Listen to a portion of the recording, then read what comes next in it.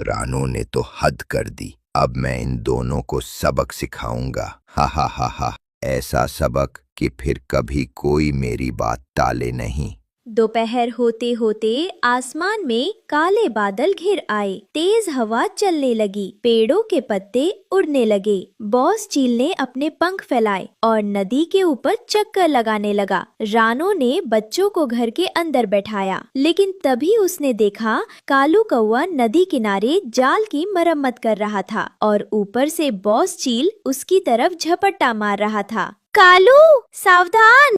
कालू ने ऊपर देखा, लेकिन तब तक बॉस चील उसे पकड़कर अपने साथ गुफा के भीतर ले जाता है। चील कालू को गुफा के कोने में जमीन पर पटक देता है, फिर एक मोटी बेल से उसके पंख बांध देता है। रात हो जाती है और गुफा में रात का सन्नाटा, सिर्फ बाहर से टप टप पानी टपकने की आवाज सुनाई देती है। कालू कौवा, जो अब तक पूरे जंगल में चालबाजियों का बादशाह था, इस बार बॉस चील के पंजों में बंधा पड़ा था।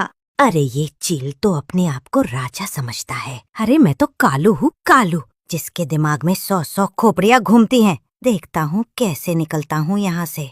ओए कालू, ज्यादा अकर मत। तूने मेरे साथ किया, उसका हिसाब देना पड़ेगा।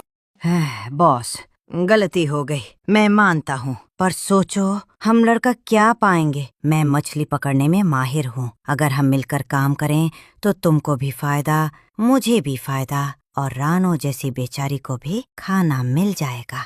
तू सच में ये कर पाएगा? हाँ बॉस, मैं रोज नदी से ताजी मछलियाँ लाऊंगा। तुम्हारा हिस्सा सबसे पहले दूंगा और थोड़ा थोड़ा रानो और उसके बच्चों को भी दूंगा। ठीक है, लेकिन अगर धोखा दिया तो अगली बार मेरे पंजों से कोई नहीं बचाएगा।